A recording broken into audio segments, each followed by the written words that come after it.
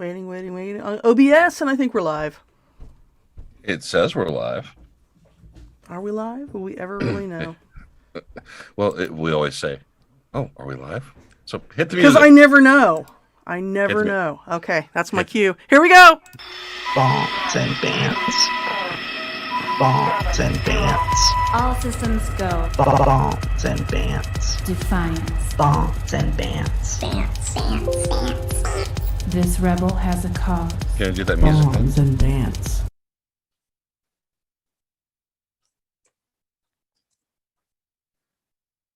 Nothing's working tonight. Hey, what else is new, right? All right. Okay, hang on. I'm moving as fast as lickety damn split as I can. Okay, I think we're ready now. Here, let's go. Bants and Bants. Bants and Bants. All systems go. Bants and Bants. Defiance. Bants and Bants. This rebel has a cause. Bants and Bants. We begin as wanderers, and we are wanderers still. Welcome to the 17th live edition of Bombs and Bants and Wednesday Rants. As always, I am your dedicated and humble host, John Wilder, coming to you from an undisclosed location hidden deep beneath the surface of the earth. With me, as always, is Mark. Howdy. Like, as always, you were here, not here last week, and the missus. Why do I always feel like George Jetson when we start the show? John, stop this crazy thing! Well, the missus, we went a week without Mark. What did we learn? That Mark is the funny one. That can't be right. You were very distinctly missed because you were the. Did you ever watch Spinal Tap? Yeah. Was I'm like fire, the creative fire, and the missus is like ice. You're in the middle. You're the lukewarm water that keeps us together. No, really, seriously, without you, it's just not the same. So it's wonderful to have you back. So, Well, thank you. But I couldn't resist that one because it's funny. The missus, did you have more commentary? No, that was kind of it. Okay, and so was your mission successful? Mine? Yes. Yeah. Okay, so now we have a new currency that we'll be using because. Okay, I'll stop there. Yeah. Perhaps we shouldn't be talking about that. Okay, as usual tonight we have 3 stories for you. The first is the missus, who will talk about an article from Science Daily about robot sex.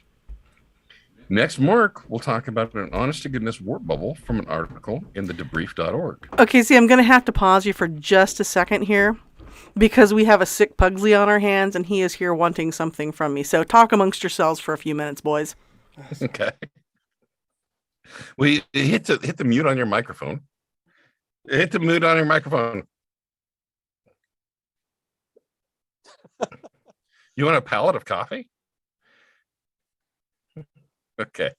And I am going to.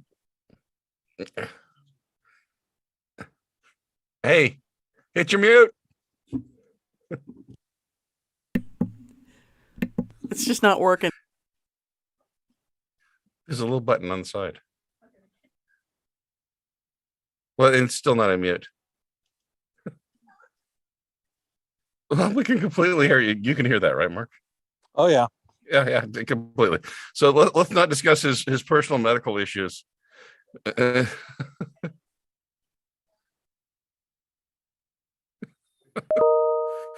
just.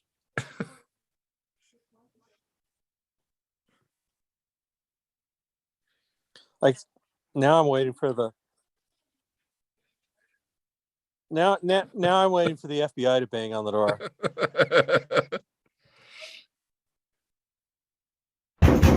How about you play the commercial? Can you just play the commercial and then walk off with them? Or just send them over here. My mute button works. No, I'll give him the man answer. You know, you're right. Throw That's some part of dirt the on it, problem. you're fine. I think my computer is listening to the wrong mic. Hang on just a second. Talk amongst yourselves, and I won't discuss Pugsley's illness with him while the mic is still on. Hang on. Yeah. I'm not sure you guys want to hear about it either. They can still hear you. Then shut up. Quit talking. If you don't want people to hear, shut up. Or just go be sick somewhere else. Did you hear Dad? He said go be sick somewhere else. Yeah. Yeah. Okay, So, Pugs, Mark. this says that the Yeti is my mic. Why is Zoom not hearing this? Well, just click the. How about just go walk upstairs because it's not working. Press play on the commercial. Okay, here it goes. All right.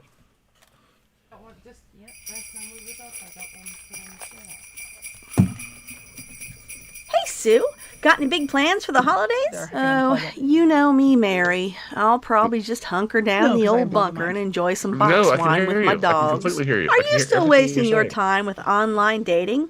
Wasting my time is right. I keep looking for a man who's got a 44 Magnum, but all I manage to find are ones who have a snub-nosed 38. Have you tried preppersonly.com? Preppersonly.com? What's that? It's the dating website for preppers, survivalists, and good old warlords to be. You won't find any soy latte drinking, pop gun toting, 22 short rimfires there. Just real men, high caliber men who tote the large calibers. If you know what I mean. Sure sounds like just what I need under my Christmas tree, and I won't even have to worry about using the trap door this time. Preppersonly.com. Future victims just don't get it. You don't have to be lonely at preppersonly.com. So Mark, you still there? Perhaps I shouldn't have referenced Spinal Tap because apparently now we have a model of Stonehenge that's in danger of being trampled by a dwarf. So just this is really our Spinal Tap episode. So we have your story. So we have the Mrs. story about robot sex, which of course ties back to the next generation. So you can you actually still hear me? Yes. Jesus. Then your story about warp bubbles. I mean, that's kind of obvious because all of Star Trek was about warp bubbles and going around from place to place. And then I'm going to talk about an article from Appendia, Appendia, where a Swedish researcher faces an ethics board review over telling the truth about who is having we're going to use the word surprise sex because you can't use the R word on YouTube. So surprise sex with the native Swedish people. And we just heard the worst audio quality version of a Christmas commercial from preppersonly.com. So we might want to hear that one. I don't know. How maybe was that the next worst week. audio quality? Oh, it was awful. It was like in a tin box. It's got to be this microphone issue that I am having. And I changed some stuff. I changed some stuff because I was using it for work. Yeah. Okay. Okay, Well, hang on. I found are you back and ready might to have go? found my issue. Hang on. Are you back and ready to go? I'm still trying to fix this issue. Well, you don't have an issue. You sound great. No, I do have an issue, and no, there it is. Hang on. This is scintillating podcast. I'm just telling you. I know. This is why people pay so much to. I know, right? Guess what? Do I sound better now? Oh, it actually does. Because I switched mics. I found the problem. Okay. So, And robot now, sex. when I actually mute my mic,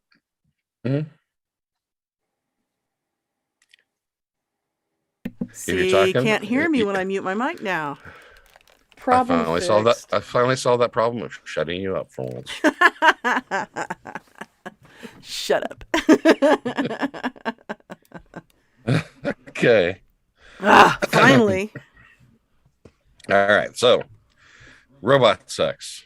we're 11 minutes into this monstrosity. And we haven't podcast, said anything. I know. No, I've said a lot of things, but I just haven't been here for them, thank God. Again, the article is from Science Daily, and how awesome is that? But you're not talking about Denise Crosby having sex with Data. You're talking about robots having sex with each other. So the article title is Team Builds First Living Robots That Can Reproduce. So the missus, do we have to worry about little horny stainless steel rats? Will Elon Musk be the godfather? You know, I don't know. Now I guess I had to solve the technical problems, and now I'm first up with the story, huh? Okay, hang on. Well, So I have sound effects for all of this, but now I can't find them because I was busy, fixing all the crap that was broken. So I will say that you know what you can call a robot from Scandinavia. Again with the Scandinavian jokes. Well, because my article's about Sweden. So what do you call a robot? A robot from Scandinavia? An artificial Swedener. And I did hear that robots can't have brothers, only trans sisters. See, now there was actually a thing I was going to try tonight, and actually try and change our visual stuff. Let's see if this works. Okay. There's also so now theoretically, you should be able to actually see the screen cap of my article. Yep. Yay! Yep. Something worked! Huzzah! Well, my job is done here, boys. Good night. Well, you'll have to scroll down so everyone can see the rest of it. Well, this is all I got in the screen cap, so you're okay. going to have to live with it, Mark. Yeah, well, okay, so the basics here are... And if you think that that's something other people can see, I'll have to tell you, you're woefully mistaken. Really? Because I'm watching it on YouTube. No, it's just pictures of our caricatures. Well... So carry on. Just skip it. Carry on. Go. Well, Mark can see it, and I think that we've proven in the past that really I just do this show to make him laugh. So. Okay. Carry on. Dang it. So I thought I'd. Oh wait, no, there it is. It's on now. Oh, good. Yes, finally shut up. Again, this is just scintillating to listen to, isn't it? Is this working? I don't know. Yes. Is it working? Can you see this? I don't know. I can still hear you though. It's as exciting as watching the IT guy try and fix my computer. It's like listening to rodeo clowns. It's like listening to rabid rodeo clowns do a podcast. No, that's actually interesting. This is just bad technical stuff. So carry on. Go. Well, I mean, what more do you want me to say about this except that scientists from the University of Vermont... Okay, first off, did you read the article? I did, but I read it a week ago. You did? Okay. So was it an actual robot? I'm quizzing you about the article. They're xenobots assembled from frog cells. Okay, so that's not a real robot. I don't know. Maybe? Well, they're trying to make them into robots. Are we just having a children's book here? And, when a daddy frog loves a mommy frog, they share a very special hug? Well, if it were from horse cells, it'd be a wobot. See, now, did you manage to hear that too? My computer just dinged. Yes. Yeah. Mm-hmm. Because there are other people who are complaining about me not spending time on their stuff right at this moment. and it's all technical stuff too. If it were Jamaican, it would be droid locks. So, anyway. You deserve that one. And this one's from Mark. This joke's from Mark. How did the robot kill everyone in the room? Everyone in the house? No idea. Roomba. Oh. Silence! I kill you! And if there were a robot JFK and he had problems in the technical system like we are having tonight, the answer would be, we will go to the moon and error. Well, what? Okay. I do have some comments on the article. Why would we want to do that, What the hell Mark? was that?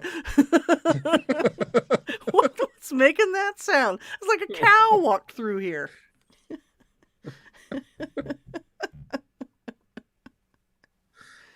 Please, Mark, make some actual comments on the article. Okay. Well, I mean, so I read it just a little while ago, prepping. There was what I found interesting. Okay, so as a background, the scientists took these cells from frogs, and what they are is they're in nature. These cells develop sort of a coating around the young polywogs to protect them, but the scientists have taken it and somehow modified these cells so that they'll reproduce and just grow sort of in these globules of and that's what they have. They're talking about it being a spherical type thing that they would grow into. And so you're describing my ex-wife. So it's so basically what they have is they've developed these cells to just grow. And and I'll be honest, one of the things with nanotechnology in the past is, there's this idea of what they call a gray goo. No, gray goo. Yeah.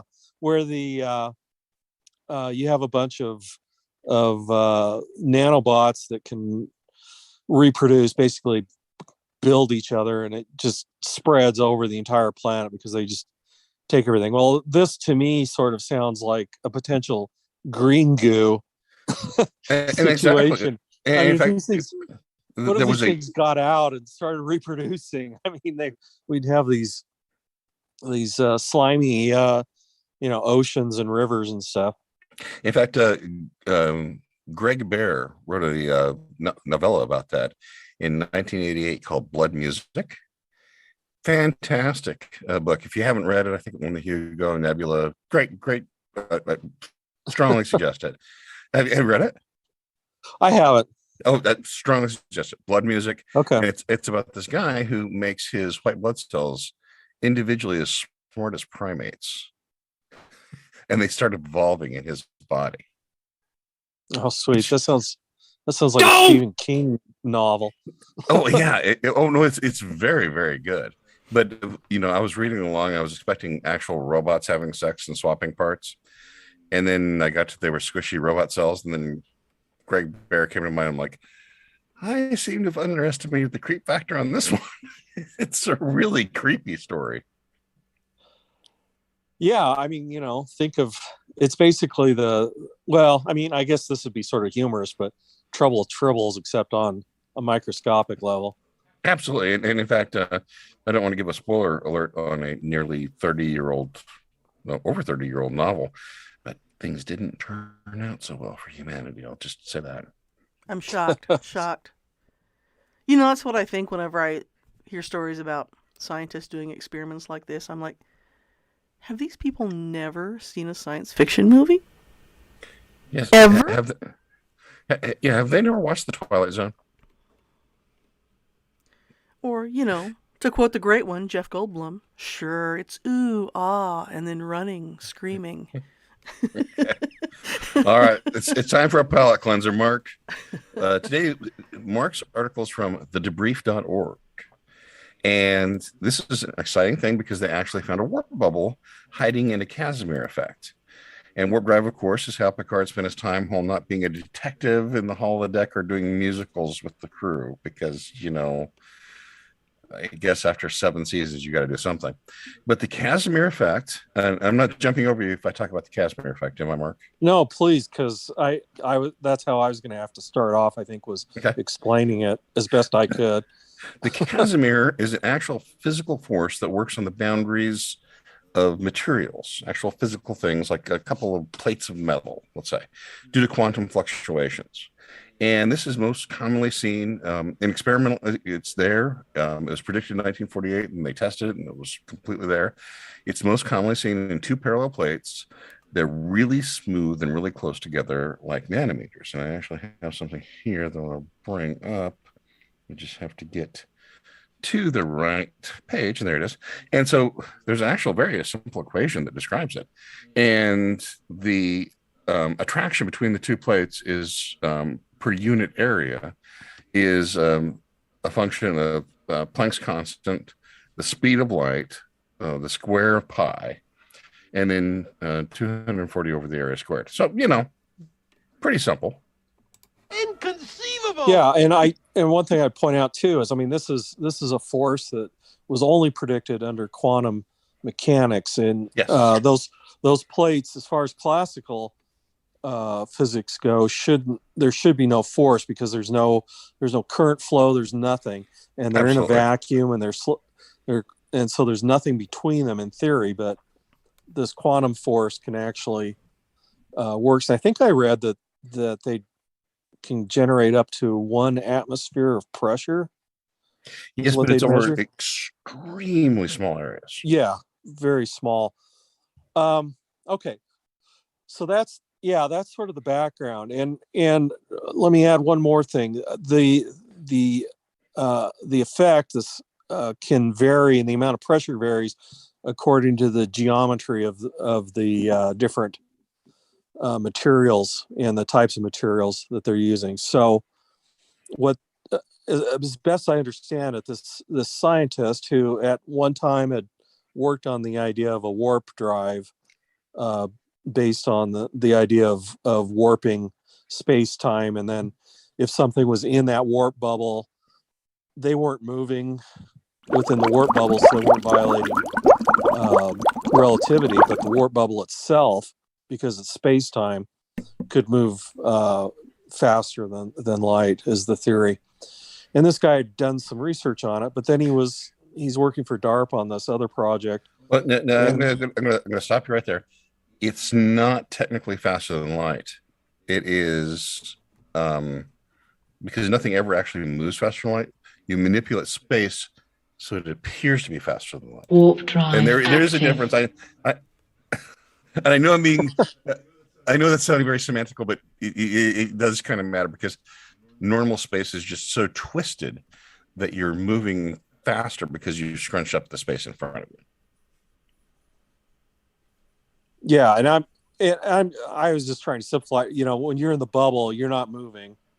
And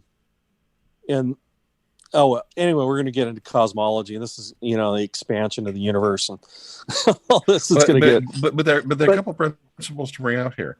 Number one, the first company to develop warp drive will be light years ahead of the competition. Number one, and number two, never make a spaceship out of wood. I'm sorry, I need to do this properly. Never make a spaceship out of wood, Captain. It'll be warped.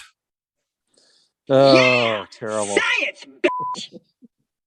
Okay. Anyway, so the idea of a warp drive, is theoretically possible, but it involves strange materials and negative energy, et cetera, et cetera. And the prediction so far is that it would require immense amounts of energy to create an actual bubble big enough for a spaceship. I think they got it down from like all the matter in the universe being converted to energy to now mass the size of Jupiter. But anyway, massive amount of energy. So sort of interesting to this guy. He's working on these cavities, studying them and everything, and found one that actually seemed to match the requirements for being a warp bubble. And it's very tiny. Obviously, this is nano-sized, but there it was. So they now, in theory, you could now start experimenting with it. And he described that you could actually make one of these, put something in the middle of it that's a small nanometer, link a bunch of them together to make it a little bit bigger so it's easier to study. And we could start experimenting with this, which is the really exciting part, because nothing really gets settled or explored thoroughly until you can do experiments and observations and work with it. So I thought this was an amazing story for that, because everything starts small. So maybe in 1 or 2 centuries, this will be scaled up to something usable. I was also excited by the fact that it doesn't sound like this guy used any energy really to create this warp bubble. But some of the best quantum effects are exactly like that. No energy is required for them because they can show up in real life too. For instance, if I put a sock on my right foot, no matter where the matching sock is in the entire universe, it becomes the left sock.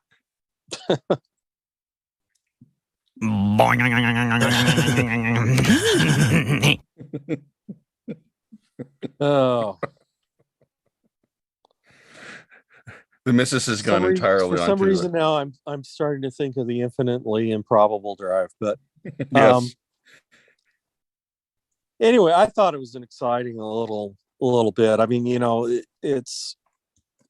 was an amazing theory, and to see that actually it worked. Something works on it. I mean, now DARPA, the guy was pretty closed-mouthed about whether DARPA was ever going to look into it. He isn't being funded for research into that area, so he's not doing it. He's still working on this research with those cavities, but that sounds bad. You got to be careful. Yeah, research of cavities. It's a full cavity search. Oh gosh, yes, sorry about that. Anyway, that's all I have to say. It's again, it's just sort of a fascinating thing, and I don't know, maybe we can take some of those biological robots and stick them in little warp bubbles and shoot them all over the galaxy. So a friend of mine was reading a book on quantum mechanics. I told him he was holding it upside down, and he looked at me and said, "It doesn't really matter." but I do have just one last one. Women are like an open book, but it's in Chinese and it's about quantum mechanics. Oops.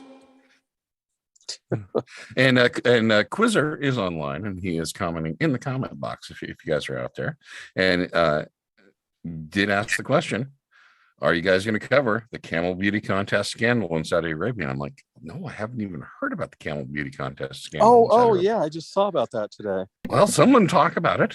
Okay, well, I didn't even know they had camel beauty contests, but they do.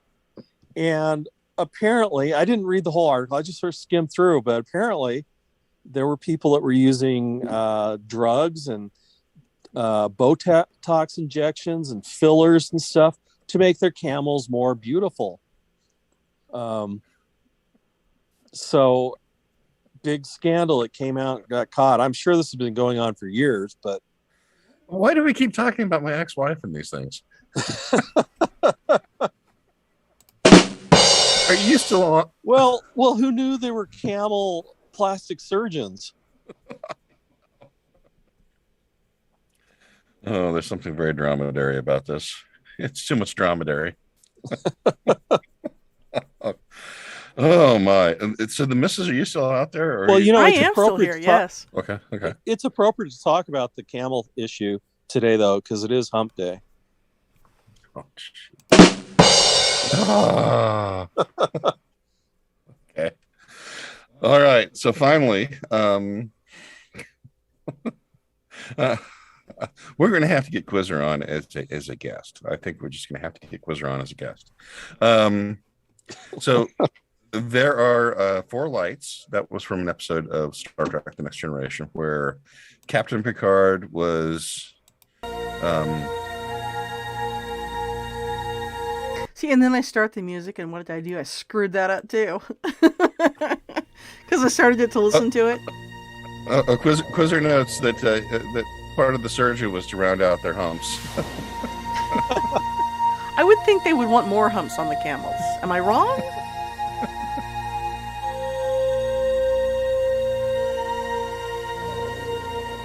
Just letting this play. Well, you can kill that because that's TNG, right? That's not. That's what the you original. told me that you wanted. Well, I'm sorry. Well, it doesn't matter. So anyway, Picard was captured, and they tried to brainwash him, and they tried to convince him there were 5 lights, and he said no, there are 4 lights. But in the end, he did say that he had been brainwashed, because he did see finally, after being brainwashed, there were 5 lights. So in Sweden, a researcher did a study and found that nearly all of the surprise sex, and you weren't here, don't say the R word, had non-Swedish people, immigrants, non-Western folks as the, we'll call them rappers. And 10% of Swedish women, 10% have been sexually assaulted. And Wait a minute. I thought rappers had 2 P's in it. yes. Okay. Yes, that's exactly what I'm saying. And they're going after the researcher for discovering these facts because ethics. And so the problem is it's an inconvenient fact, right? And the idea is that the left cannot in any way allow truth with a capital B T to be told.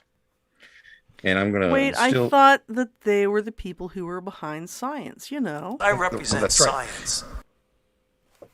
This leads to what I call the great counterfactual gambit of facts that leftists have to ignore to live on a day-to-day basis. So today in the Drudge Report, it talked about a guy who was swimming as a woman, and he finished a swimming race 38 seconds in front of the next female swimmer. 38 seconds. Well, and the whole story on that is that for his freshman, sophomore, junior year of college, he swam as a guy. Did okay, placed in a few meets, you know, nothing really to write home about. But still, again, a Division I collegiate swimmer. Yes. Then decided he was a girl. Well, now, and went back to compete his senior year on the girls' swimming team. And now I know you're going to find this shocking, has set NCAA record after NCAA record. I know you're going to be shocked. And in fact, that tells you what a bad swimmer he is as a guy, because the average, I'll say the average swimmer in college at the Division I level can break many women's world records, and I imagine he will. So anyway, so in order to have the great counterfactual gambit count, leftists have to ignore the fact that men on average will always be much, much stronger than women. And this also brings us to trans people. Any suggestion that the latest mantra that trans women or woman is against all manner of biological facts, well, it's not acceptable. If that were the case, we wouldn't need to have a word for trans women, then, would it be? Likewise, trans women wouldn't be upset that they were often can only get dates from other trans people. And that is a thing. They're upset because the only people that will date them are other trans people. So it's a little weird there. Go ahead. Okay. And we weren't all born with equal abilities, temperaments, or physical characteristics. We are actually not even remotely the same in many respects. Sure, we're human, but some populations have extremely different DNA with great degrees of differing abilities based solely on that. Intelligence is at least 60% heritable and maybe higher. And weirdly, the trend in 2020 is people segregate themselves by IQ before they even, that's where they meet. They meet in college, they meet smart people, meet other smart people, and then they have smart kids. True international average of pressure. Even if, yes, that is true. But leftism requires people ignore reality when reality gives them results they don't like. I read one article where a leftist was writing a hand-wringing piece about how disappointed he was because artificial intelligence could determine the race of the patient being x-rayed with a high degree of accuracy. Even when they took the x-rays and they degraded the quality of the film, the AI could tell the race of the person who was being x-rayed. That bothered him because the researchers intentionally took the data and degraded it and made it bad and could still easily determine what was what. Remember, and the site follow the science. I represent science. This bothered the scientist because it violated his belief that race was nothing more than a social construct. Yet here was a robot built to determine patterns that was it was completely demolishing his belief. So if you make that device that's good at noticing patterns, you can either accept that patterns exist or you can make the machine ignore reality and thus make it useless. And Congress cannot stand the competition. So, anyway, that was one of the comments that the Swedish thing brought up, and it's true. I mean, it goes back to 1984. Weakness is strength, cowardice is courage, ugliness is beauty, defeat is victory. Every value that the right holds has to be inverted. It has to be turned on its head. Weakness is strength, cowardice is courage, ugliness is beauty, and defeat is victory. And ACLU, far from compromising them, vaccine mandates actually further civil liberties. This was from the ACLU. So I forgot, slavery is freedom. The result is an inverted leftist utopia. It's a burned world, cleansed of all they despise.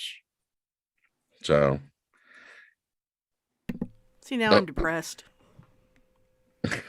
Why are you depressed? That's like a total downer, man. Well, and I hope I don't say anything to get you kicked off YouTube, but this is us. It's an us thing, Mark. If Mark is going to preface what he's going to say with that, I'm like, oh wait, let me get the popcorn. Hang on. No, I have the wine out, Mark. I'll try to be as careful as I can. But the whole reason for BLM and this whole concept of whiteness and white privilege and all this is to it's sort of the new version of what just a few years ago people were making fun of as magic dirt theory. Mm-hmm. And where Box Day, and it's all this is it's a way of they're trying to basically they're invoking magic to explain why certain groups have been successful and other groups have been less successful, notwithstanding nearly 50 years of aid and assistance and special school programs and et cetera, et cetera, et cetera, to try to offset the supposed effect of poverty and other things, and all of that work on for creating the Great Society and the war on poverty, et cetera. It didn't work. It hasn't worked, and so they've got to come up with some other excuse. And you're right. It's because they can't. Nobody wants to look at the truth, and no one wants to develop policies that are maybe based on some of the more factual issues. And so, like I said, they resort now it's magic. Just by being white, you have some sort of magical field that allows you to succeed where others don't. So again, like I said, I hope that doesn't get you kicked off. Well, but I'm gonna toss this out because Quizzer noted this, and this is a beautiful statement. Reality bats last. And one of the big mantras of the left has always been that all truth is relative, and that's insidious. It takes a true statement, true with a capital T. We can't know everything. No one can outside of deity, and takes it to the idea of the general. It says, since we can't know everything, we can't know anything.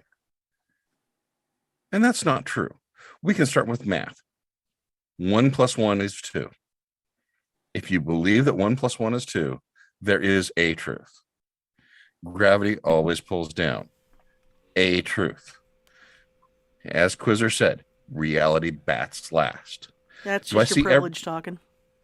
Yeah, but see, but math is an example of white privilege according to the left. Mm-hmm. Well, did you hear about that group of mathematicians and engineers who I don't know where the letter was, but they wrote there's like 100 of them that wrote the letter about this alarming dumbing down of mathematics. I think especially in California and Washington. I'm not 100% sure where it was. It is where they're both, limiting access to upper division math classes. Yes. Actually, that's When you notice a disparity in academics, the obvious solution is to make sure the smart kids don't have those opportunities anymore. and with Let's have dumb engineers but let's face and it. doctors. Let's face it. The smart kids they're gonna be okay. Yeah, gonna they be really okay. are. Yeah. The smart Well, I kids mean, are gonna, long before we had formalized schooling, smart people did pretty good.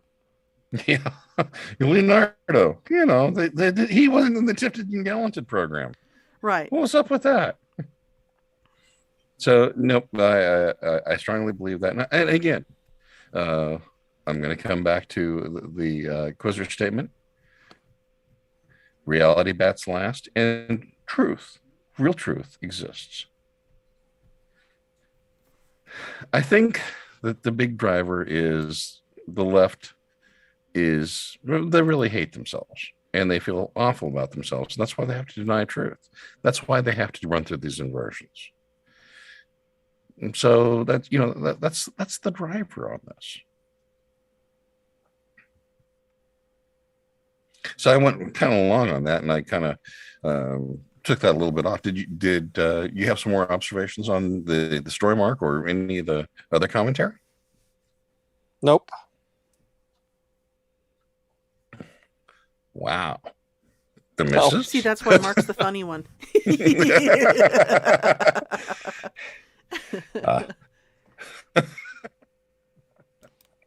The missus? No, I mean, you know how I feel about the First Amendment. I'm pretty much a First Amendment absolutist, and especially when it comes to stuff like this. I mean, if you have to, as a researcher, tiptoe around the subjects that you're researching so that when you find, and they didn't expect to find that when they set out, that wasn't even what they were looking for, but it just, kind of leapt out and grabbed them, statistically speaking. And when you can't publish things that clearly are true,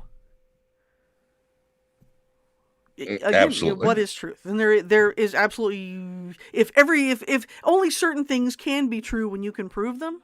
I don't know where I'm going with this. I'm just pissed off about it. How about that? I'm mad as hell, and I'm not going to take it anymore. That's right. Overgrown Hobbit notes, maybe we're making the error of trying to put a reason filter on a loon who thinks he's a fried egg.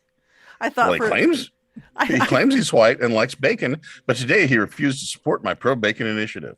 It's like, I'm telling you, we have to have those two honest guests. I thought for a second you were calling me a overgrown hobbit, and I was like, well, that's hurtful. No. No, you're just short. You're just low to the ground and hard to knock over. Hard to knock over, yes. Because you have those stout legs. Exactly. And large, hairy feet. Let's get those little legs moving, Scully. Before I lost everything in our podcast folder, I used to have that sound clip too. I'll have to find it again. Yeah. Well, Mark, it's certainly wonderful to have you back. Well, thank you. It's wonderful to be back. Yes. Are you going to be able to be back next week? Yes. Okay. Don't want to put you on the spot. I mean, but I mean, I don't know if you listened to our last week's podcast, but it was like, I would describe it as the children in charge of the candy store. Two doofuses with a couple of microphones. Yes. and again, we called it our unprepared special, so we specifically. And boy, did that shine through. Yes. Our level of unpreparedness, it bled over into unprofessional. So. Well, at least I'm the only and... one here who's allowed to be unprepared on a week by week basis. I had 1,400 words of notes for tonight.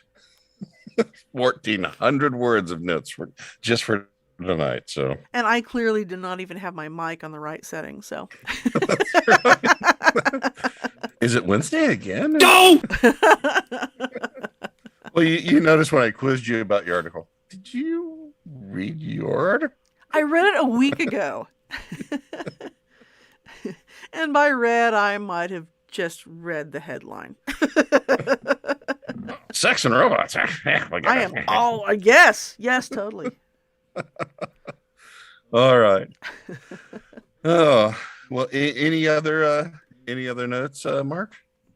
No. I was just gonna say I will make sure that I'm here next week with the most depressing article I could find.